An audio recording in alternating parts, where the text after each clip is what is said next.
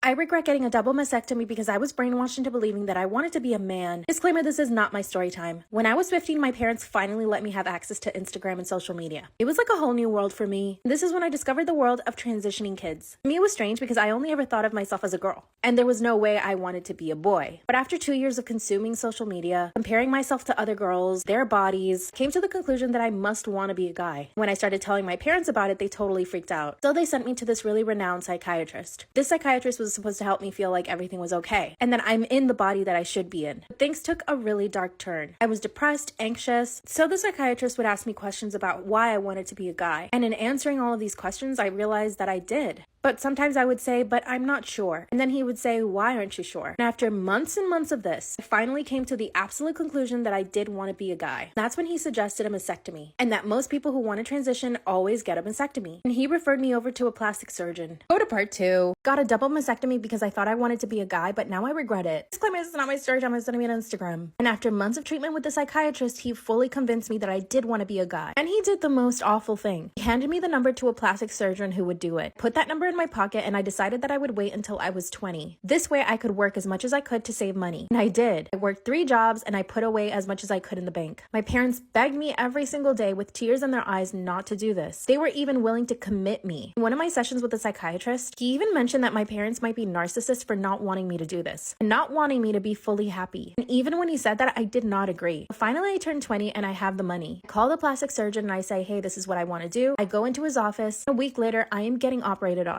Thankfully, my parents were still there to support me, but they were devastated. After the surgery, I look down and I see nothing. Completely flat chest. I was devastated. Realized in that moment I made a mistake. Go to part 3. I got a double mastectomy to transition and I regret it. Disclaimer, this is not my story time. When I woke up and looked down, only to see that my boobulas were gone, I was devastated. In that moment, I realized this was a huge mistake. I can't believe I did this. I can't believe I let a psychiatrist convince me that this was the right thing for me to do as a teenager. That I waited 3 years to do this. When my parents saw my reaction, they were even more devastated than they were before because they didn't want me to do it. From my hospital bed, I call my psychiatrist. I told him that he brainwashed me into doing this and that he brainwashed me. He hung up the phone and ghosted me. Luckily, my parents sued him, and we're still going to court proceedings because of it. I was able to get implants in, which really helped my mental health, and I am so happy I didn't go further with my transition. How did I ever think that I wanted to become a guy? I hadn't even lived a life. I was still a child, and I was manipulated and gaslit. Do you think it's my fault? I hate myself for how much pain I caused my parents. What should I do? Story time. My boyfriend cheated on me with the girl best friend.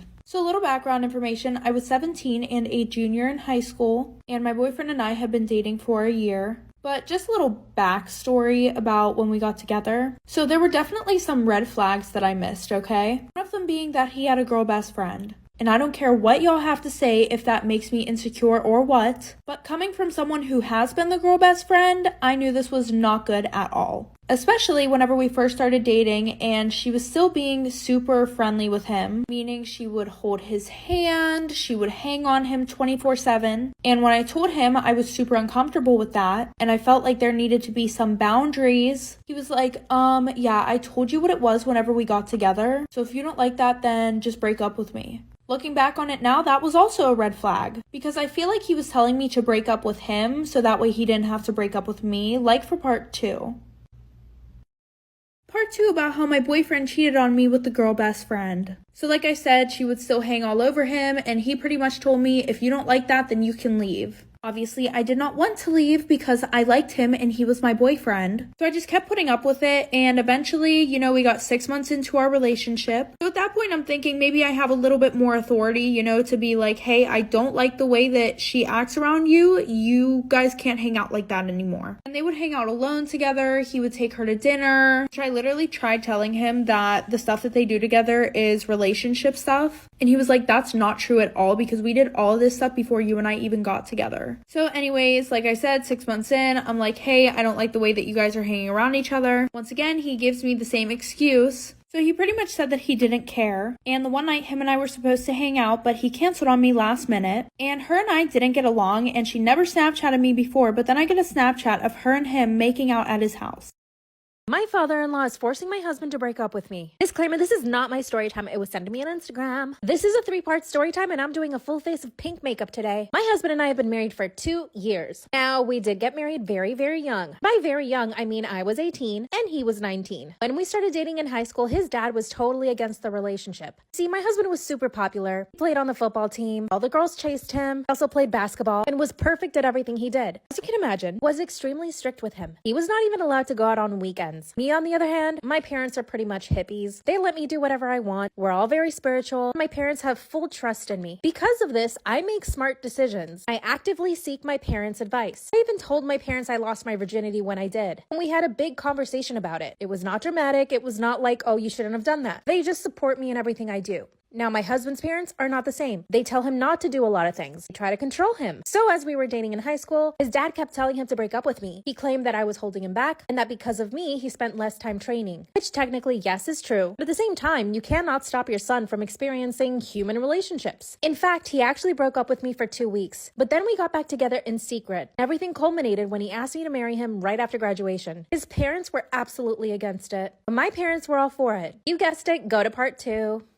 My father-in-law wants my husband to break up with me. Disclaimer, this is not my story time. I was sending me on Instagram. This is a 3-part story time and I'm doing a full face of pink makeup. When he asked me to marry him right out of high school, his parents absolutely freaked. They went to my parents' house and told me off for saying yes. In other words, they were completely blaming me for the whole thing. As if their own son didn't go buy a ring and ask me to marry him. He even did a beautiful proposal, which he had been planning for months. But at this point, his parents didn't even know that we were boyfriend and girlfriend. When they came to my house, his mom, my now mother-in-law, started crying and yelling at me. She told me that I was ruining their family, that I was trying to steal her son, and that all I really cared about was their money. By the way, my parents were middle class, but we were not destitute. His parents are very rich. They own several businesses. But of course, I'm not after their money. That's when they said that if we did end up getting married, I would have to sign a prenup. And I said, yeah, I want to marry him because I'm in love. At this point, his parents knew they couldn't stop us. We were going to get married with or without their approval. But thankfully, his parents came around and let us get married. We had a quaint, small wedding. It was so magical. But his parents wanted him to go to college to play football. In other words, they wanted him to be the next Tom Brady. They made him train for hours, and they didn't even let us live together for the first year we were married. And because they were supporting him, he couldn't say no. They had us on a schedule. Could only see him for about 2 to 3 hours a day. And we were married. 2 years later, he's playing for a football team. But his parents keep thinking that I'm dragging him down. So now they're trying to convince him to leave me. Go to part 3.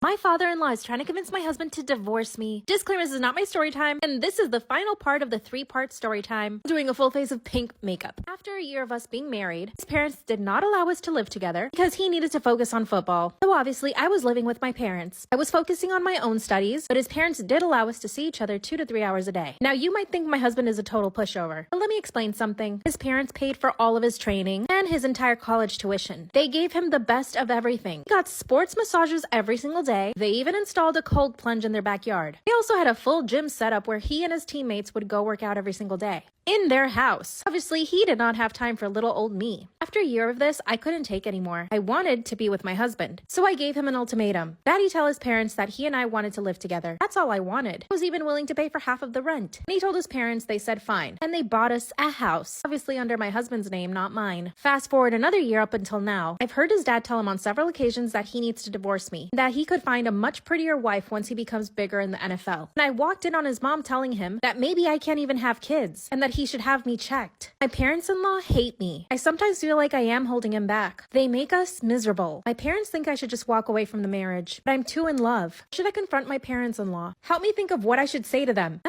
Get ready with me to go out to the bar with my friends. Usually I'll go to the clubs that are like super busy, but tonight I'm kind of just looking for a chill night where I can just wear my jean shorts and my crop top instead of putting on a whole outfit. And also I really do not feel like having a million other people sweat all over me. I've had a lot of you guys ask me how I do my eyes, so I'm going to show you how I do like my smoky eyeliner wing. First thing that I do is I go in with Tattoo Studio by Maybelline and I do my waterline, and when I do it on the bottom, I stop like right to where my eye is right there. And then after that, I'm gonna go in with eyeliner and I'm just gonna do it very tightly against my lash line. And then after I do that, I'm gonna make a super small wing. Then I'm gonna go in with the tattoo liner again. I'm gonna make a, you know, put a little bit right there. Go in with an angled brush like this, and I just start to pull this up. And then if I feel like it needs to be a little blended out, I'll go in with my beauty blender and I'll just kind of blend it upwards. So then it'll end up looking like this. I just did my mascara on this eye and now we're gonna do it on this one. So we're gonna go in with the Lash Sensational Maybelline, and I just go and I make sure to close my eyes because I don't want to put it at the root. When you put it at the root, it weighs your lashes down. And I just got some PR from Makeup by Mario. These are their Moisture Glow Plumping Lip Serums, so I want to wear one of these tonight. We're gonna try Nude Glow first. Okay, but she's actually kind of cute. This one is Petal Glow. I need to hurry up. Let me know what you guys think down below. I mixed Nude Glow with Petal Glow and I kind of like it. Story time about my strict grandma. So a little background information. In January 2023, I was really looking forward to having a sleepover at my friend's house. But my grandma quickly shut that shit down because she said that my friend was, quote, emo, according to the way my friend dressed. Like, girly, it's 2024. Anyways, I tried to argue with her and say that that doesn't mean that she's a bad influence. But my grandma, stuck in her ways, just wasn't having it. Instead, she said that I was going to be staying the weekend at my aunt's house with my brother and my cousin. So while I was at my aunt's house, I decided to sneak over to my friend Oliver's house. Get your head out of the gutter. It was nothing like that. We both agreed to be strictly friends. Anyway, so I hung out at his house with him and his brother Connor, and we were giving each other's Instagrams a makeover. Now keep this in mind for later. We ended up changing my username to the Beaner 2.0. Oh, and when I said I snuck over Oliver's house, I mean for my grandma. Like, my aunt knew about everything, but my grandma wasn't watching me, so I didn't care to tell her. Fast forward, the weekend's over, my grandma comes to pick us up, and later on that night, she brings up my Instagram username to me. Like for part Story time about how I crashed my ex's wedding and managed to break them up a month later. I'm definitely toxic and vindictive. So when my boyfriend broke up with me, I knew what I had to do. He and I dated for 9 months, and you could say that I was a little overbearing. If you guys saw what this man looked like, maybe you'd understand. He's the type of guy that all the girls want to get with. Not only is he super handsome, but he's also very successful. And he's a great guy. Comes from a great family and he's really close to them. I, on the other hand, grew up in the foster system, so having a family was always my biggest dream. And when I met his family, they took me in right away. His mom and I essentially became best friends. His dad would take me out to dinners and lunch, and they basically adopted me as their daughter. Here's when things started going wrong. I was extremely jealous and I basically didn't let him do anything. Every time he wanted to go out with his friends, I would start a fight. Anytime he would bring up a female friend from the past, I would simply threaten to break up with him. Trust me, I recognized that what I was doing was wrong, but part of me just couldn't control myself. I was willing to do anything to make him stay with me. Eventually, he got really sick of me, started mentioning that he wanted to take a break. So that's when I told him that I was pregnant. Was I pregnant? Absolutely not. Part 2 is up. Part 2 about my super strict grandma. So like I said, my grandma brings up my username, the Beaner 2.0, to me later on that night. She started telling me that she was super concerned about the lack of self-respect I had for myself and how I need to start caring more about what other people thought about me. But honestly, I didn't care. I tried explaining that I didn't mind the term Beaner since I'm half Mexican and I've already faced racism before, so to me, it's just a word. After I explained that, I thought that her and I were good because she stopped arguing with me. And then she starts bringing up my Instagram posts. She's like, who are these boys that you were with? Whose house is this? Blah, blah, blah. Because I guess my aunt had told her that I went over a friend's house, but she didn't specify that it was a boy. So my grandma was fine with it. Anyway, so she had a field day with that shit, and the next day she decided to take my phone away because of the consequences of my actions, claiming that this situation was so serious that she had to get the police involved. This whole situation resulted in me being grounded forever, and we had to start attending family therapy sessions after this. Yeah. Storytime about how my whole class found my teacher's OF. So a little background information, I was 16 and in 10th grade, and my best friend Maya and I were walking in the hallway getting ready for first period. Now, even this early in the morning, the rumor was already going around that Miss J had an OF. Fast forward, Maya and I get to first period. 10 minutes after class started, Miss J put a problem up on the board. After she gave us a little bit of time, she was like, okay, who can solve this? And as she's about to call on someone, there was this guy, Jake, in my class, who was passing notes to this one girl, Jessica. And if you're wondering why they were passing notes, it's because we were not allowed to have phones in this class, of course. Anyway, so then Miss J is like, can you read that to the class, blah, blah, blah, blah, blah. And the note literally said, did you hear about Miss J's OF? She finished teaching the rest of our class, but we didn't see her for like 3 days after that. And I guess she wasn't fired because she had an OF. It was because there were students subscribed to it. And she knew about those students that were subscribed to it and she didn't do anything about it. Story time about how I cheated on my husband, lied about getting pregnant, and left with all his money. Disclaimer, this is not my story time. It was sent to me on Instagram. Oh, this is gonna be a good one, you guys. A little background, my husband and I met 2 years ago. And lucky for me, he's a wealthy plastic surgeon. So a little backstory. I actually met him because I wanted to get a nose job. I made an appointment in his office and I went. We actually hit it off right away, even though he's older than me and, wasn't the best looking. After the appointment, I decided I would get the nose job. A few days later, I get a phone call. Guess who it is? It's the wealthy plastic surgeon who I just saw. He asked me out on a date and I said yes, of course. By the way, at the time I was a sugar baby, so I had a few sugar daddies. I figured he would just become another sugar daddy. He took me out to the best restaurant in town, and you better believe I ordered the most expensive thing on the menu. After my surgery, he would bring me food and was just really nice. Then he asked me to be his girlfriend and I decided to give him a chance. I even broke up with 2 sugar daddies to make space for him. That's when I asked my boyfriend for an allowance. He said of course. There's so much more to the story. Part 2 is up. Part 2 about how I cheated on my husband, lied about being pregnant, oh yeah, and stole all of his money. Disclaimer, this is not my story time. This was sent to me on Instagram. So like I said in part 1, I had asked him for an allowance. Of course he said yes and offered me $3,000 a month. I accepted even though it was on the low end. By the way, I still had 1 sugar daddy at this time. Oh, and I forgot to mention, I was pretty obsessed with the Kardashians. My goal in life is to look like Kim K. So now that I had a plastic surgeon boyfriend, I decided to ask him what other surgeries he thinks I could do. I already had my nose job. Now I definitely wanted to do some other stuff on my body. But when I told him, he got really upset. He said I didn't need to change anything about me and that I needed to stop looking for attention from other men. That's when I told him that would be totally impossible and that I definitely was going to keep my other sugar daddy. He totally flips out because he didn't know I had a sugar daddy. Then he asked me if I was actually in love with him. I told him that love would grow eventually, but that I really did like him. Then he started playing hard to get, like he wanted me to apologize and beg him, but I was not the type. So we ended up not speaking for a few weeks. Eventually he comes over to my apartment and asks me what surgeries I want to get done. And back to the surgery table I went. Part 3 is up.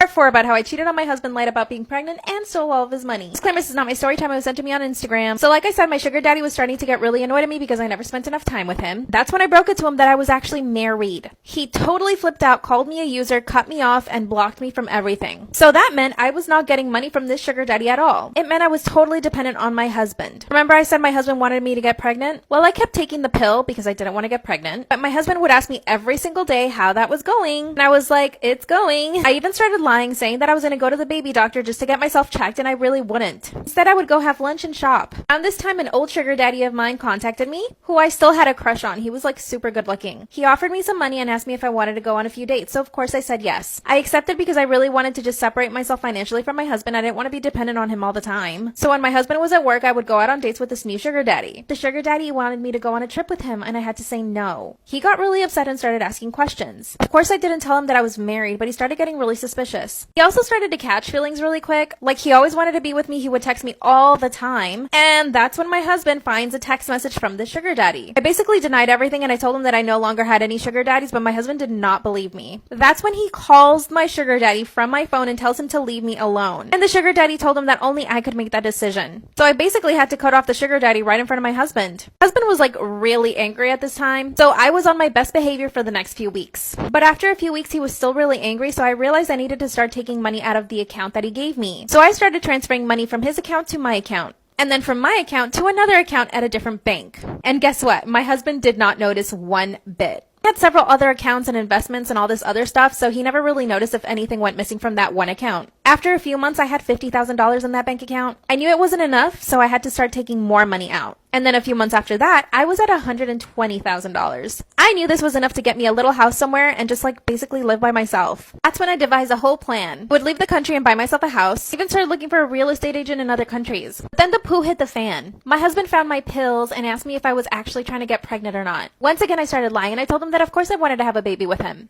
Then he insisted we go to the doctor together. That's when he found out that I had not gone to the doctor once. He told me that if I didn't want kids, we would have to get a divorce, so I told him that I didn't want kids. That's when I told him I wanted a divorce and that I only wanted half of his stuff. He started laughing in my face and left. I knew I had to act quick because it was a matter of time before he found out I stole all that money. The very next day, I booked a flight and left. He started blowing up my phone, asking me where I was, calling me. Then he started threatening me for taking all the money in the bank account and that he hired private investigators to find me. Now I'm considering going back to him, but I honestly don't know what to do. I got myself a cute little house and even found a new sugar daddy. But I know he's still looking for me. What should I do, you guys? I think I really messed up, you guys. Story time about why I hate Valentine's Day. So a little background information. I was 22 years old and I had been dating this guy for almost a year.